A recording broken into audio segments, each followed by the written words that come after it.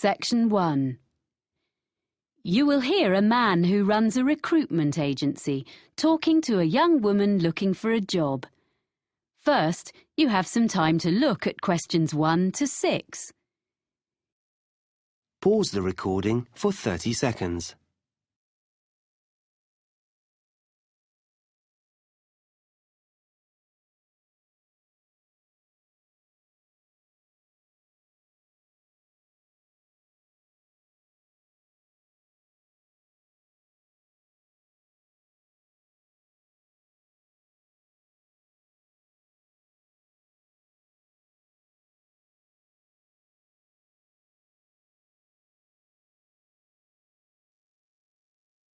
You will see that there is an example that has been done for you.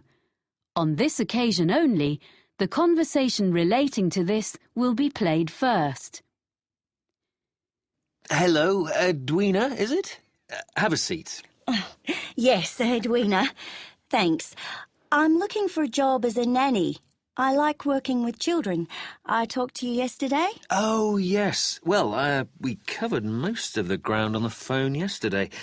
I've got a form I need to complete for my records. So, you're Edwina Riley, and how should we contact you? The woman's name is Edwina Riley, so Riley has been written in the space. Now we shall begin. You should answer the questions as you listen, because you will not hear the recording a second time. Listen carefully and answer questions 1 to 6. Hello, Edwina, is it? Have a seat. Yes, Edwina. Thanks. I'm looking for a job as a nanny. I like working with children. I talked to you yesterday. Oh, yes. Well, we covered most of the ground on the phone yesterday. I've got a form I need to complete for my records. So, you're Edwina Riley, and how should we contact you? Oh, by email. I check it regularly. What's the address? It's Edwina, like my name, then R-I, the first 2 letters of my surname, at worldnet.com. EDWINARI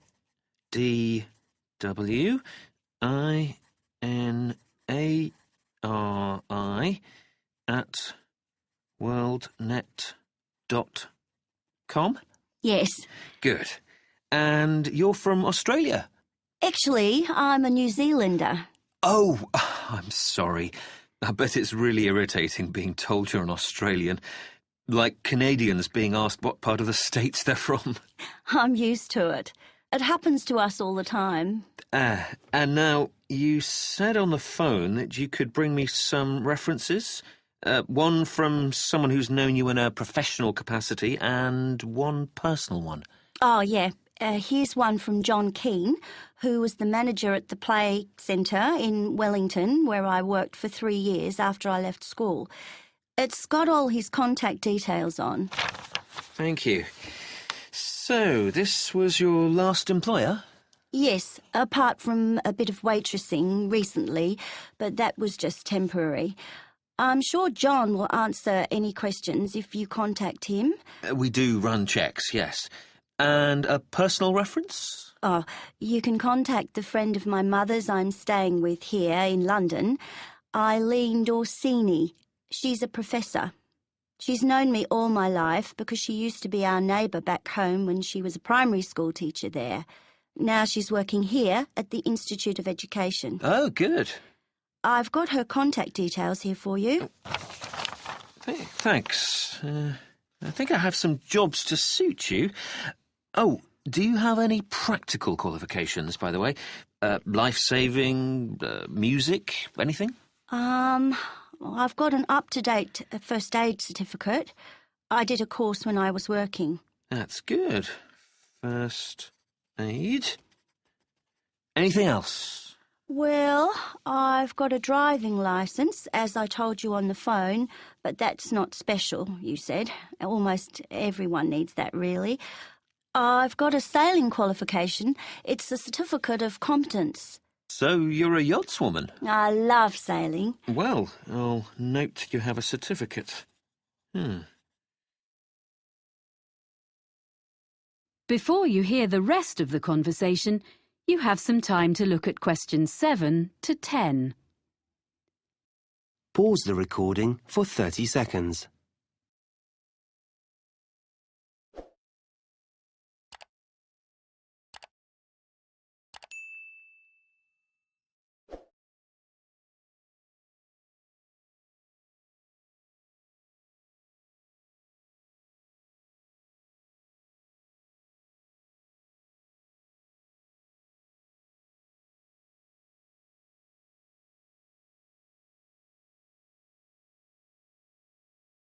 Now listen and answer questions 7 to 10. Now, as I mentioned yesterday, there are 3 families, and the job description is much the same for all of them, as I explained. There are a few other things you need to know. Anyway, the first family is here in London. Yes, I did make a few notes. London, that's the Bentons with 2 children? Yes, that's right. A girl of 3 and her brother, who's 8. The little boy has a quite serious food allergy. Did you learn about things like that on your course? Oh, well, I know what to do if someone has an allergic reaction. Good. But what they mainly want is someone with an interest in sport, as, well, that's the kind of family they are. Oh, that's okay. I'll enjoy that. Good. Now, the next people are in the country near Oxford. Oh, yeah, the Grangers? Yeah, so they have twin boys of 5 who are a bit of a handful, I suspect. But it's a lovely place, quite a grand house, and the family is extremely welcoming. They keep horses. Do you ride?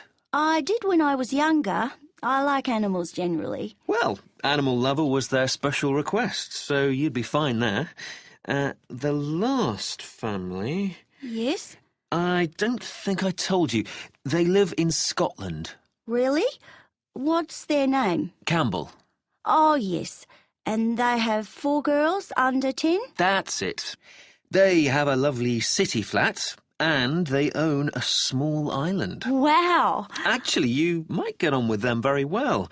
They particularly wanted someone who would be prepared to cook when they go camping on the island.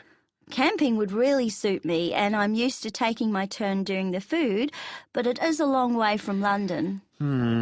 Yeah, well, you can think about it. Then, as soon as I've checked your references, we can arrange for you to talk to all of the families. Right. Thanks very much.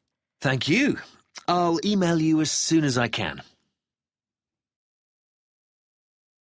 That is the end of section 1. You now have half a minute to check your answers.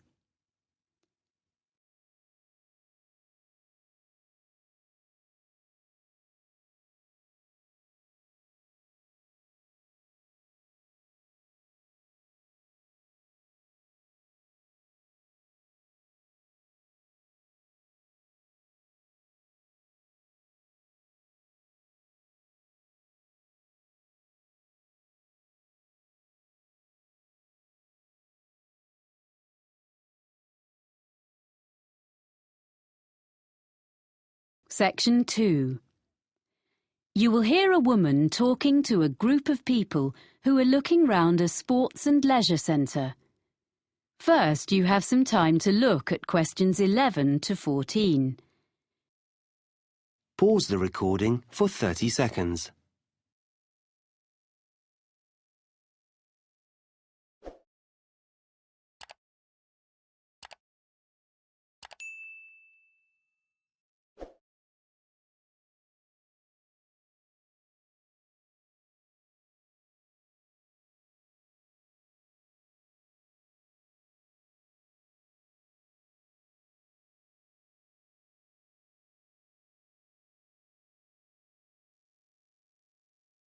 Now listen and answer questions 11 to 14. Ladies and gentlemen, I'm very pleased to be able to welcome you to Cityscope, our lovely modern sports and leisure facility. I've brought you up to the rooftop cafe on top of the stadium so that you can enjoy the view while I explain briefly what we have here and point out to you the major features of the site.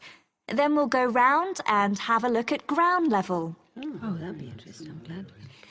We're extremely proud of this new facility. You see, when the project was first discussed, we expected that a multinational company would give us half our funding, and the central government grant would make up most of the rest, with a smaller contribution from local business.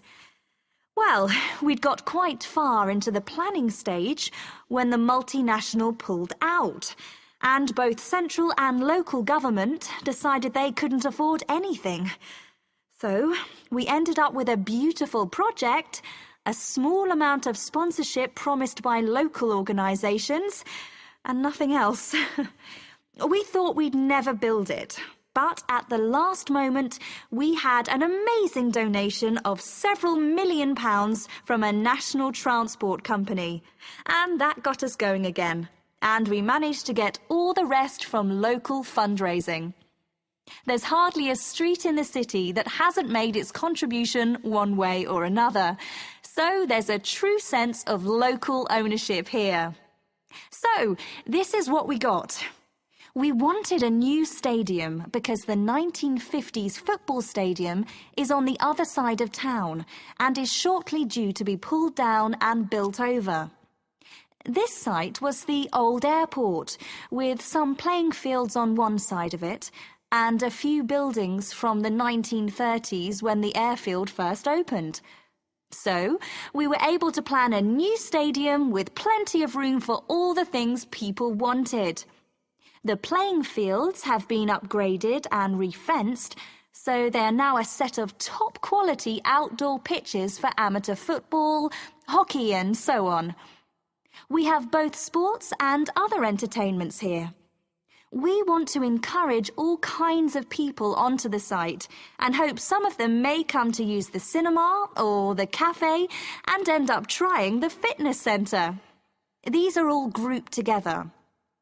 The cafe is in the original 1930s passenger hall, and the architects have managed to retain some of the elegant style of the building. The other buildings, like the control tower, which would have made a great feature, and the aircraft hangars, which we had hoped might house the fitness centre, were unfortunately not structurally sound enough to preserve. So, everything else is newly built, opened in 2010. Before you hear the rest of the talk, you have some time to look at questions 15 to 20. Pause the recording for 30 seconds.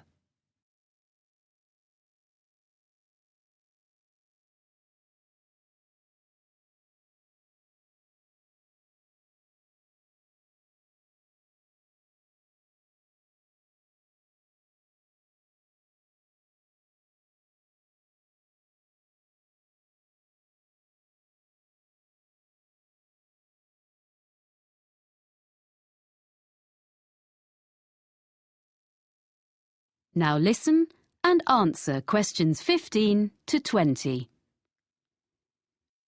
Right. Now, if you'd like to gather a little closer to the window, I'll point out the various buildings.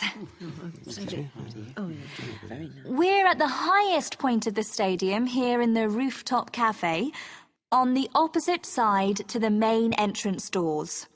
On our left, you can see two buildings just beyond the end of the stadium. The closest one is the business centre, used for meetings and conferences and so on, which provides a good source of revenue for the upkeep of the sports facilities.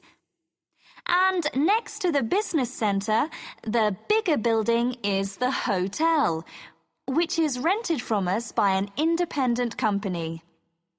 As you see, they are served by the perimeter road, which runs round 3/4 of the site.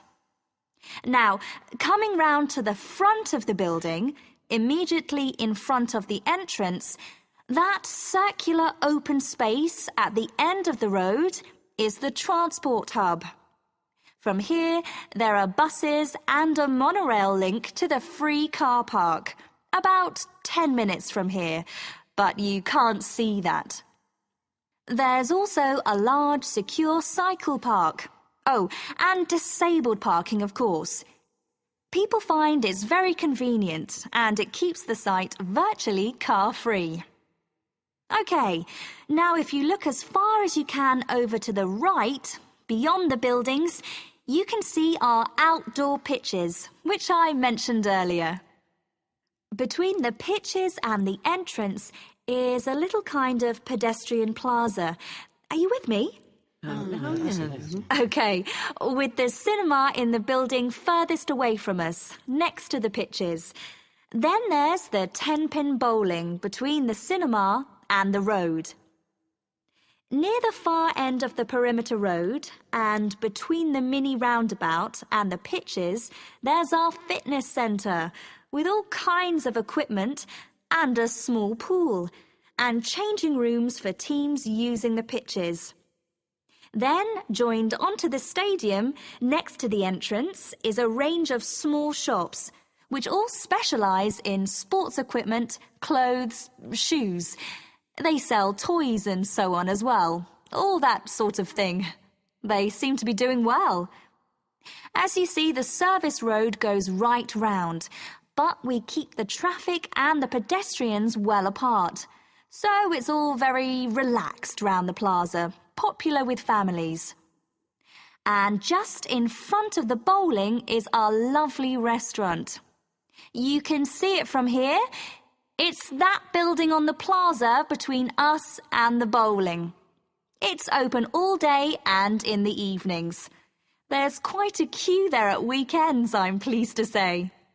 So, now you've got the layout, we can go and have a closer look at everything. Oh, nice.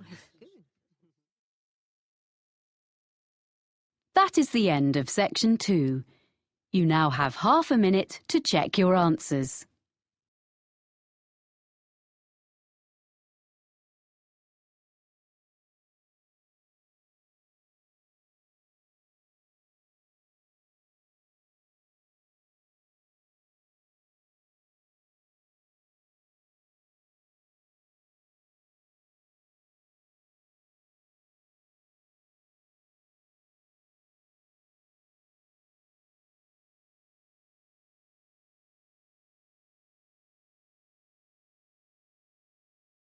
Section 3.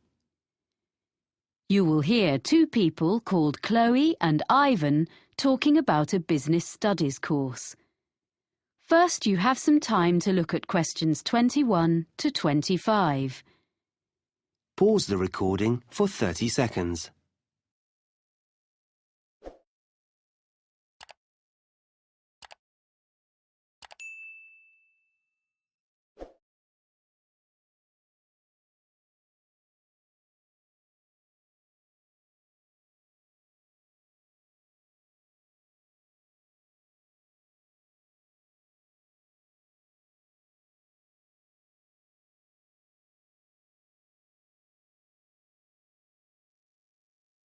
Now listen carefully and answer questions 21 to 25. Oh, hi, Ivan. Oh, hi, Chloe. I'm glad I bumped into you because I've been looking at this prospectus about courses at the university. I'm thinking of doing a business studies degree. Isn't that what you're doing? Yes, I'm about to start my 3rd year. I think you'd enjoy it. Is there something on the course that you're not sure about? Well, you know I've been working for a publisher for the last 4 years as a production assistant. That will be really valuable experience because a lot of people go to university straight from school and don't have that kind of background. Yeah, I know. And I'm used to dealing with figures and percentages and things, but it's been a while since I've sat down and put my ideas into an essay. I was never that good at it, and I'm not sure I can do it now. But you did okay at school, so I'm sure you'll soon get into it again. I was worried about different things when I started, like if I'd be able to use all the computer programs. But you only really need the basics. You have to do a lot of presentations, and I thought that would be hard. but we'd actually had such a lot of practice at school. It was fine. But did you find writing essays easy? It was okay, but I was hopeless at getting them in by the deadline. And I was always late for lectures, so I had to work hard at that, and I tend to be early now. It's good that you've sorted yourself out before you go and get a job, or you might not have it very long. I think the course looks really interesting. It is. And it also gave me the chance to spend 6 months working in a local business last year. That's not so important for me, unless I could go abroad to use my foreign languages. But that doesn't seem to be on offer, which is a shame. What really appeals to me, though, is the idea of being assessed throughout the year. I think that's a much more productive way of learning, instead of everything being decided in an exam at the end. It's good for people like you who are hard-working all year round. You'll be spending all your time in the library. They've just expanded it too. That's good. Well, yes and no. They've made the study area bigger, but it means they've taken some of the magazines and periodicals away. So I think it was better as it was. The university is expanding all the time, and there are lots of new courses coming next year. Well, that's great news, isn't it? It means the college will have a better reputation, as more people will hear about it. So that's good for us. I agree, but they really need to add more lecture rooms, as we often have lectures in tiny rooms. Well, you obviously think overall it's a good place to do a degree. I should probably go and have a look round. Well, it's holidays now, and there's not much going on there. Oh, so it's probably not worth going in now. But you could email my tutor. I know he'd be happy to answer any questions. I can give you his email address.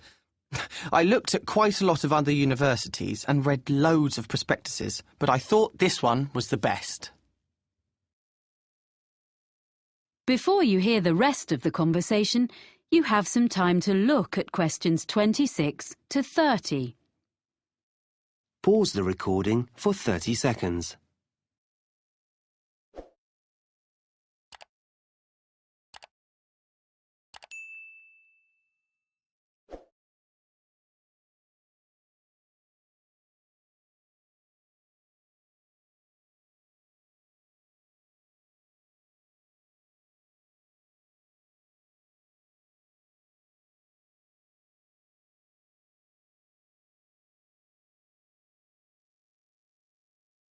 Now listen and answer questions 26 to 30.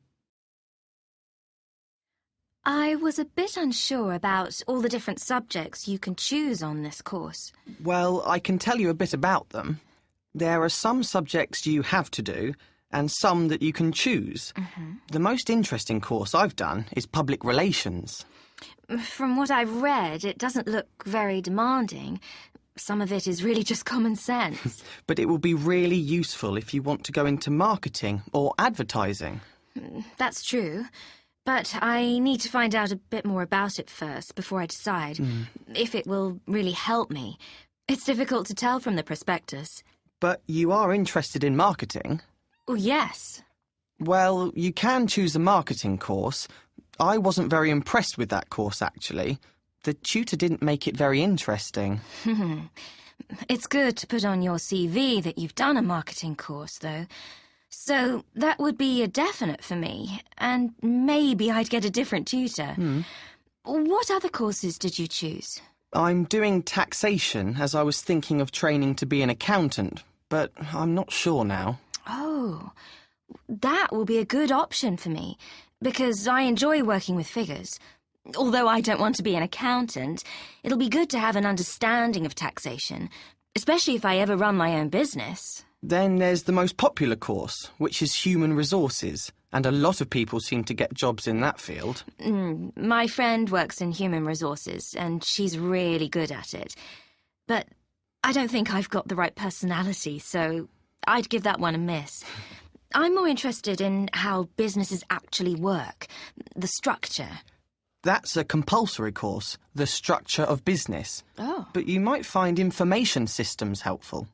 Is that kind of computer programs? Some of it is, but also databases, project management, and other things. Oh, this sounds useful. But I'll have to look at some of the other possibilities first. You know, Ivan, this course sounds as though it would suit me. I'm going to apply. Great. If there's anything else you want to ask me, you've got my number. Thanks.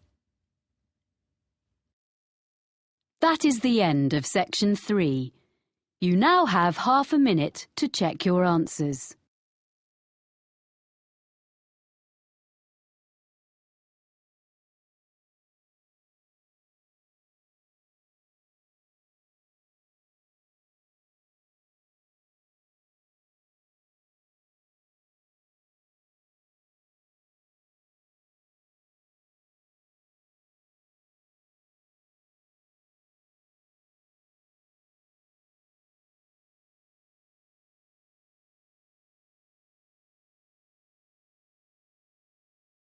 Section 4.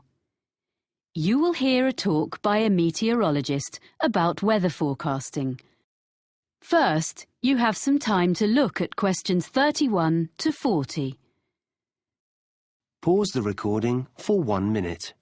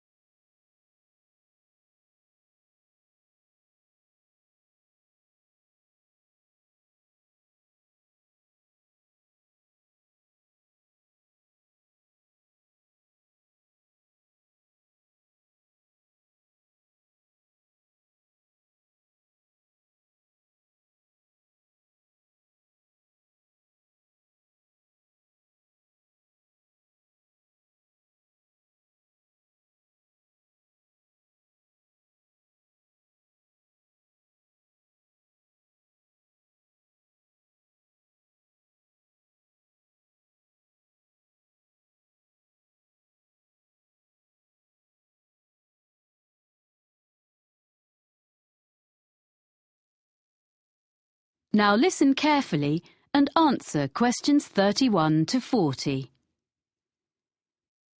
I work for the National Weather Service, and as part of your course on weather patterns, I've been asked to talk to you about how we predict the weather. We're so used to switching on our TVs and getting an up-to-date weather forecast at any time of day or night that we probably forget that this level of sophistication has only been achieved in the last few decades, and weather forecasting is actually an ancient art. So I want to start by looking back into history. The earliest weather forecasts appeared in the 1500s in almanacs, which were lists of information produced every year. Their predictions relied heavily on making links between the weather and where the planets were in the sky on certain days. In addition, predictions were often based on information, like if the fourth night after a new moon was clear, good weather was expected to follow. But once basic weather instruments were invented, things slowly started to change. In the mid-15th century, a man called Nicholas Cusa, a German mathematician, designed a hygrometer which told people how much humidity there was in the air. To do this, Cusa put some sheep's wool on a set of scales and then monitored the change in the wool's weight according to the air conditions. A piece of equipment we all know and use is the thermometer. Changes in temperature couldn't really be measured until the Italian Galileo Galilei invented his thermometer in 1593. It wasn't like a modern-day thermometer because it had water inside it instead of mercury. In fact, it wasn't until 1714 that Gabriel Fahrenheit invented the first mercury thermometer. In 1643, another Italian, called Evangelista Torricelli, invented the first barometer, which measured atmospheric pressure. This was another big step forward in more accurate weather predicting. As time went on, during the 17th, 18th and 19th centuries, all these meteorological instruments were improved and developed, and people in different countries began to record measurements relating to their local weather. However, in those days it was very difficult to send records from one part of the world to another, so it wasn't possible for them to share their information until the electric telegraph became more widespread. This meant that weather observations could be sent on a regular basis to and from different countries. By the 1860s, therefore, weather forecasts were becoming more common and accurate because they were based on observations taken at the same time over a wide area. In 1863, France started publishing weather maps each day. This hadn't been done before, and other nations soon followed. So that was the start of national weather forecasting. And I'll now tell you how we at the National Weather Centre get the information we need to produce a forecast.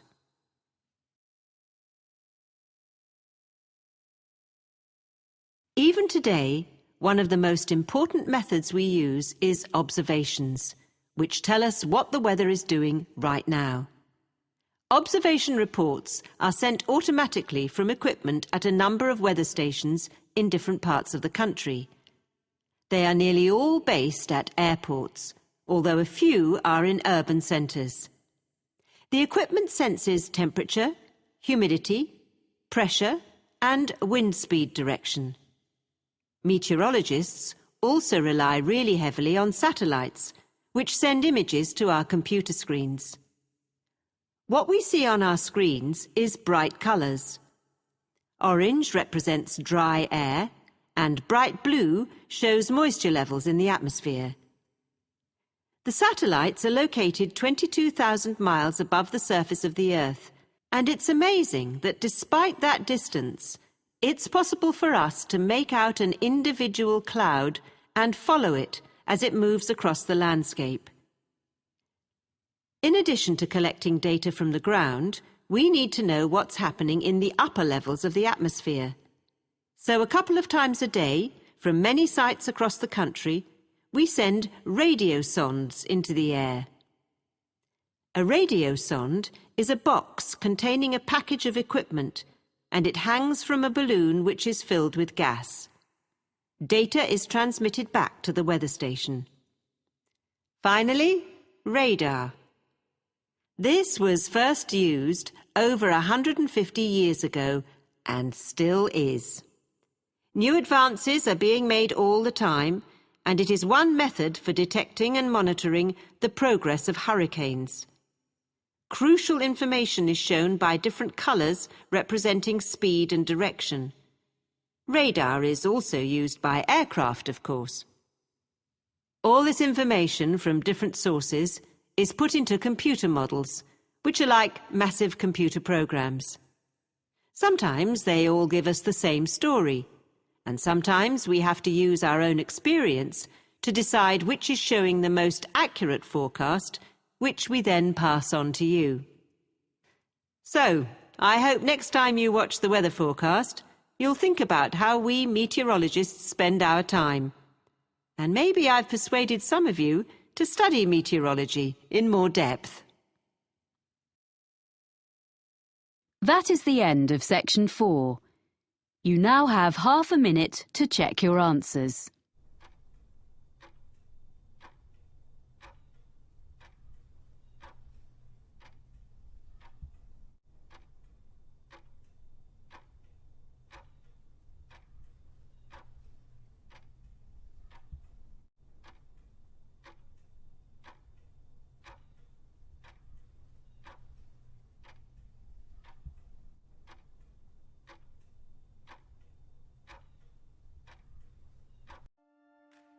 That is the end of the listening test. In the Ielts test, you will now have 10 minutes to transfer your answers to the answer sheet.